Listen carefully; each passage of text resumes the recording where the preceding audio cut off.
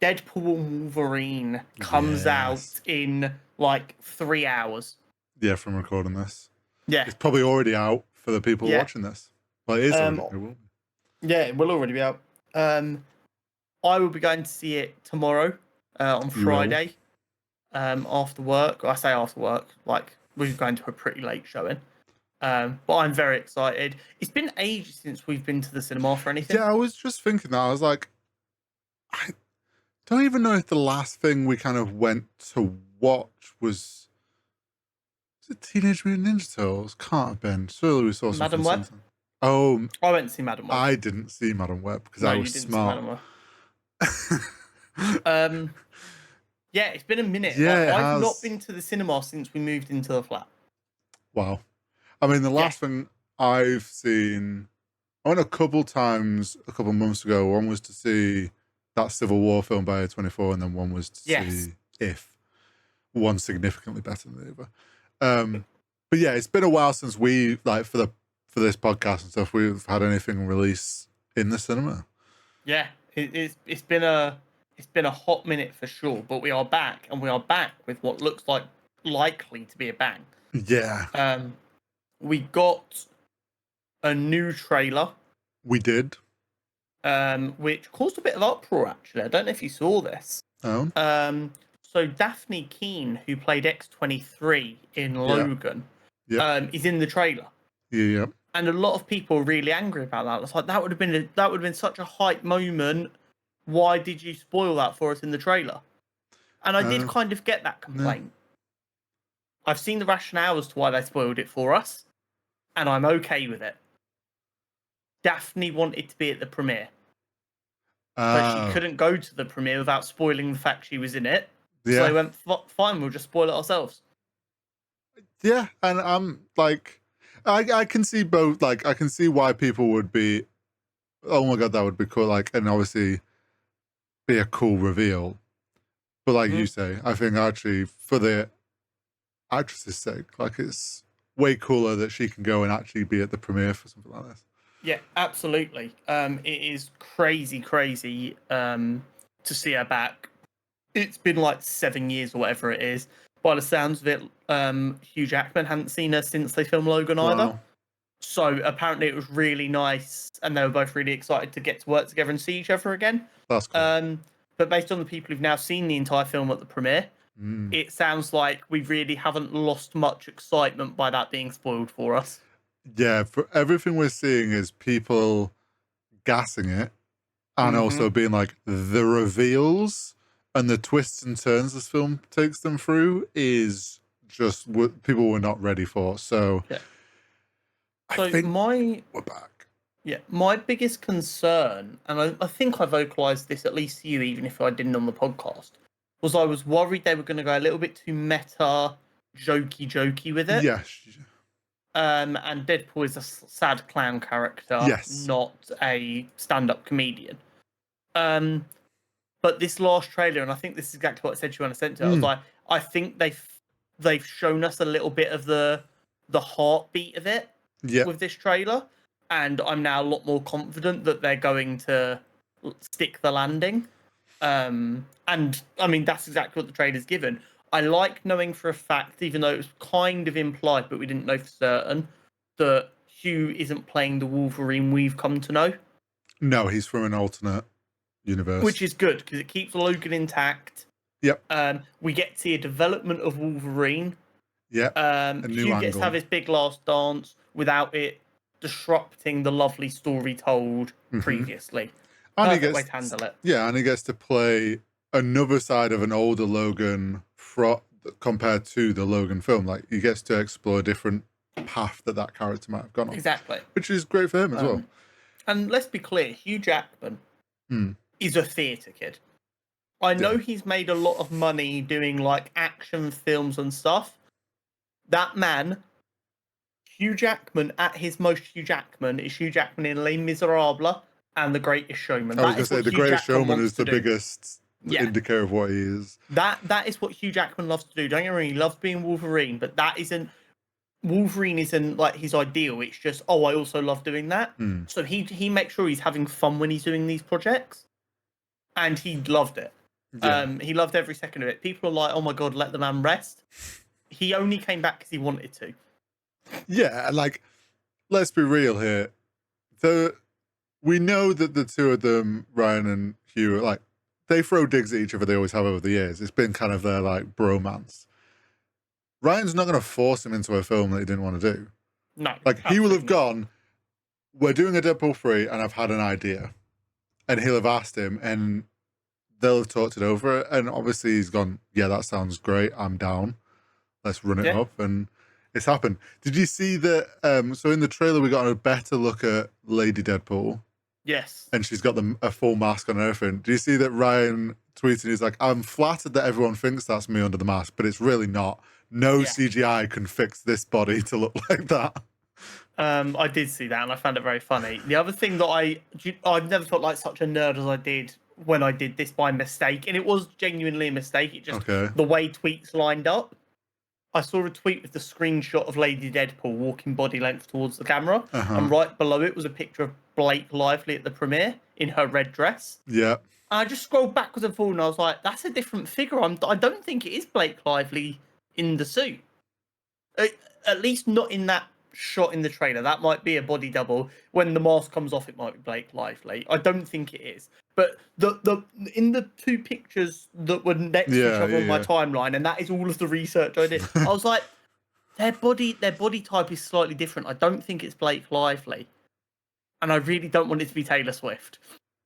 Yeah, I did think that, because there was the rumor, wasn't there, for a while that Taylor Swift was going to be in the film.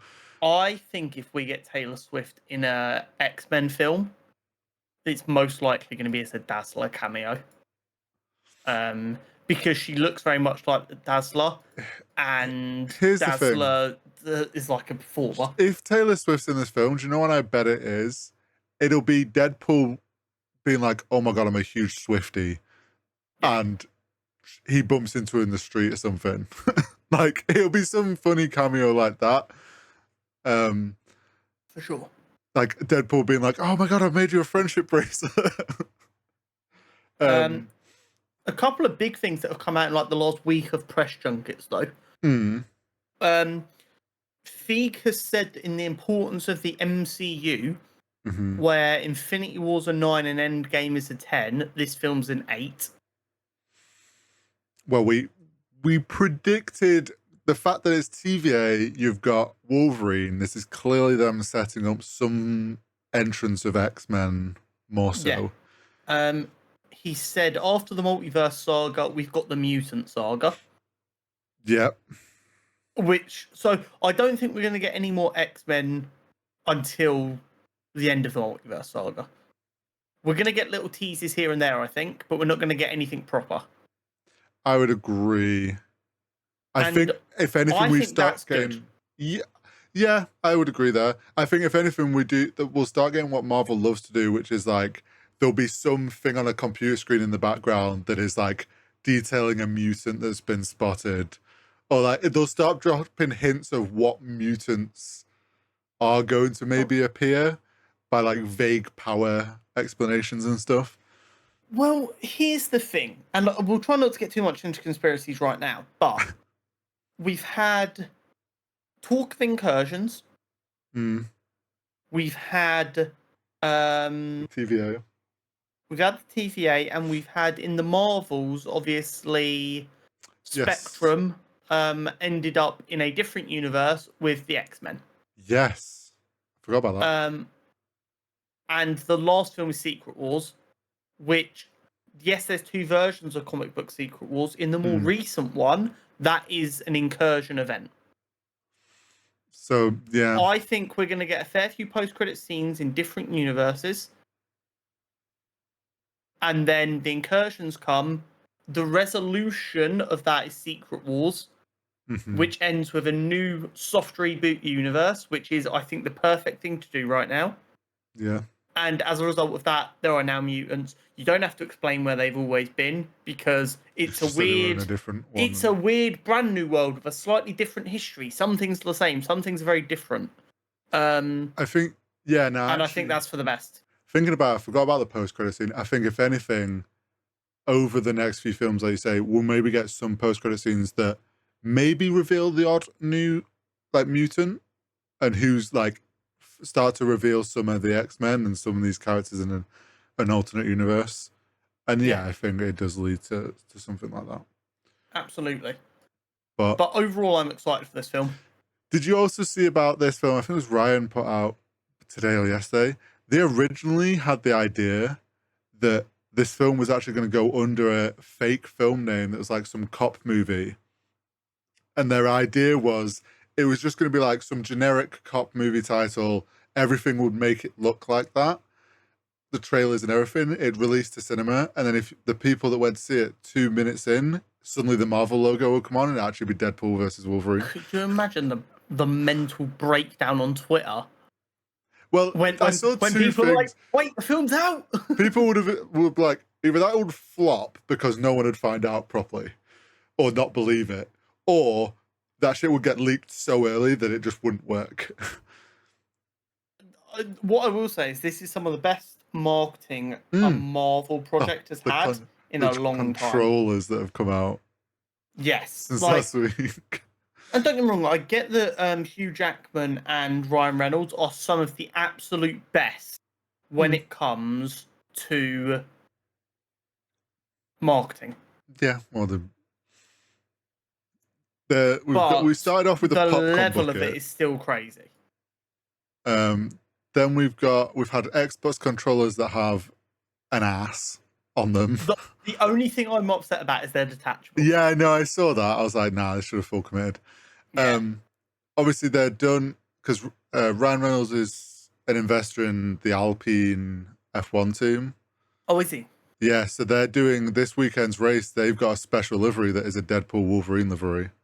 That on the car. Very hard. What's that? Alpine. Alpine. If you go in the big group Discord where the F1 chat is. I've just searched Alpine livery. I'm sure I'll find it pretty quickly. But yeah, it goes hard.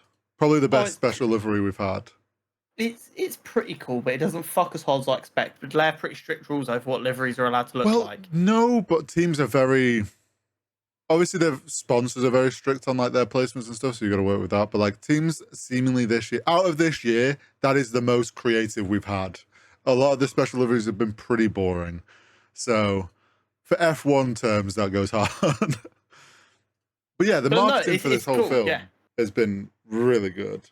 I can only imagine that a fair whack of money's been spent on this marketing. Yeah. But it almost feels like, you've spent maybe 200 million on marketing, say, but Ryan Reynolds off his own back is giving you $50 million worth of marketing just by how hard he worked. And I know a lot of people flip-flop on Ryan Reynolds. There's the way Twitter treats everything. Sometimes we're in a love Ryan Reynolds cycle, sometimes we're in a hate Ryan Reynolds cycle. The man gets social media more than any other A-lister his age. And he promotes and promotes and promotes and promotes. Thinking like one of the last things on this, prediction for a post-credit scene. So there is only one that's been confirmed. Okay. What I have heard is conflicting reports over whether it's important or comedic. Well, this is the thing. Was it the first Deadpool one? It's the post-credit scene is he pops out in a towel. The first one is the Ferris Bueller's Day Off one. Oh, yeah. Is it the second one then where he pops out in a towel? There's one way like he has a towel on or something. I can't remember. No. So the first one is when he's in the robe, like in Ferris Bueller's Day Off. Yes. That's what I'm picking up. The second one is when he says that we'll do a third one. We've just got to get someone to agree. His name rhymes with Wolverine. Oh, yeah, something like that. So they've historically been comedic, but we're also being told this film's very important to the future of the MCU. Do you know what I reckon it's comedic because I reckon they do an important like pre-credit scene. Like the film will sort of hit its end point and you'll think credits are going to go, but then it'll go to like an important moment. I think a post-credit scene is so you think there's two spiritual post-credit scenes, but only one of them's actually post-credits? Yeah. And I think the actual post-credit is the funny one. And I reckon it's some play into that whole Marvel Jesus thing. Quite possibly. That would be quite funny if he's like he stood at an altar and he's like, "I've come again." But I am very, very curious to see what happens here. What I will say is, I hope that the happy ending for Logan is him and X-23 going to live a life as father and daughter without Logan being dead. Because to this day, I've only been able to watch Logan twice because that final scene is it's so hot, gut-wrenching. Yeah. A lot of people as well, having seen that Daphne Keane is so open to coming back as X-23, is a lot of people like, you're going to struggle to get people to accept a new Wolverine anyway. Just have her be X-23. Which, as a solution to people being angry about someone trying to replace Hugh Jackman, is pretty good. I would say it's a safe option. But you will always have the pieces of shit who want to complain that, oh my god, why are they trying to make Wolverine woke? Well, yeah. Like, oh, they've got female Wolverine and stuff. Forgetting that Wolverine is bisexual and will fuck anything that moves. And Wolverine is the most woke hero you can think of. Hey, here's the thing, right? We could have X-23. That means we could, down the line, have a very old grey Wolverine cameo. Just like when he's a bit bored, he's like, maybe I'll put the suit back on just for... But my prediction is, and obviously I'm not going to get a stopwatch out in the cinema. My prediction is, though, everything realistically we see in that trailer happens in the first 40 minutes that they've shown. Yeah. And then after that, there's a massive tone shift that feels like a completely different fucking film in a good way. So that you get 40 minutes of just, and action and violence and craziness, and then you get an hour and 20 minutes of, oh my god, this is amazing. That is my best guess. Yeah, I'm on the same thing. I think the first 40 minutes is like Deadpool being his usual jokey self. Something's going to happen where he's going to then kind of become like sad, like the sad clown that we want, and more serious, but also still jokey in points. But like, I think something's going to shift that like he realizes, oh shit, I have to do this. Based on what we've seen in the trailers, my guess is we see Deadpool's life's going to shit. He gets asked to save his universe. He gets Wolverine. We get the Wolverine and him fight scene in like Deadland. Then we get the Wolverine coming to terms with being a failure scene. In like that like ghosty realm. And that is like the first 40 minutes. And then after that, Wolverine's kind of reconciled who he is. And like he wants to do better. He doesn't just hate the world anymore. And then you get him and Deadpool. Yeah, they'll still do a bit of the bickering. But then the plot moves on to what they need to try and do. I genuinely think these first kind of battle scenes we see are very early. Aren't then progressing the plot too much. They're more Deadpool trying to force Wolverine to realise he doesn't have a choice and needs to help save the universe. Yeah, I think it's just them two butting heads. But this is definitely playing into the incursion storyline, is my guess. Yes, it is. Based on the way they're talking about, our which is stuff they set up a long time ago now. Yeah, and I can't wait. Yeah, I'm looking forward to it.